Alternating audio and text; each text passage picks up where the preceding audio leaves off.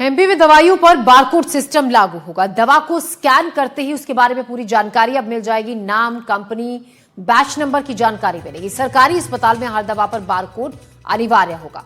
MP PHC ने ये नई व्यवस्था लागू की है। बारकोड के बिना दवाई सप्लाई नहीं होगी। कफ सिरप कांड के बाद नई व्यवस्था लागू होगी। हर दवा की सप्लाई, स्टॉक की भी जिम्मेदारी और जानकारी होगी।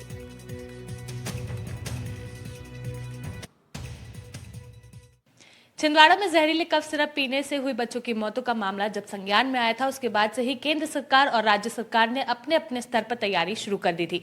राज्य सरकार ने अब सारी सरकारी दवाइयों के ऊपर एक क्यूआर कोड लगाने का फैसला किया है, ताकि वो दवाई कब बनाई गई थी, उस दवाई में किस तरह के फॉर्मूले इस्तेमाल हुए हैं, किस बैच की है, इस तरह के तमाम सवालों के जवाब उस क्यूआर कोड से ही मिल पाए।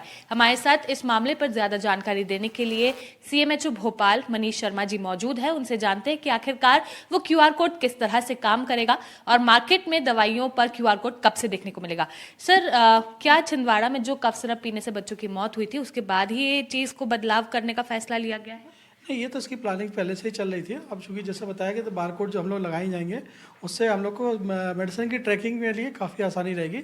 उससे हम लोग को पता चल जाएगा कि कौन से बैच की है, कब सप्लाई हुई है, किस डेट में सप्लाई हुई है, कब हमारे स्टोर में रिसीव हो रही है, स्टोर से फिर आगे वहाँ कहाँ कहाँ वितरण डिस्ट्रीब्यूट हुई है, और फिर उसके आगे के भी हम लोग आगे चल के पता चलेगा किस मरीज पे कब कहाँ जाएगी। ये सब अब भविष्य में होगा, लेकिन वर्तमान में जो हम लोग को जितना जानकारी उपलब्ध की जाएगी, इससे काफ़ी फायदा होगा पूरा मेडिसिन को ट्रेस करने का कि कहाँ पर है हमारी मेडिसिन। सर, मार्केट में ये कब से देखने को मिलेगा? जो बदलाव है दवाइयों पर क्यूआर कोड लगने का, ये कब से दिखेगा?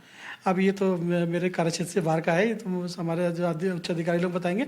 बाकी जो कॉर्पोरेशन से हम लोग को मिलेंगी उसका भी आ गया है, तो हमको जैसी मेडिसिन मिलेगी बारकोड से मिलेगी, तो उसको हम लोग को बैक टेस्ट करने का काफ़ी आसान रहेगा, कहाँ से आई कब आई, पूरा उसको ट्रांसपेरेंसी रहेगी। बिल्कुल, तो आप सुन रहे थे सीएमएचओ भोपाल मनीष शर्मा जी को, जिन्होंने बताया कि किस तरह से एक बदलाव भी देखने को मिलेगा और उस दवाई पर लगे हुए जो बारकोड रहेगा उससे और बेहतर जानकारी भी जुटाई जा सकेगी। कैमरामैन राजू बातम के साथ निहारिका शर्मा, एनडीटीवी।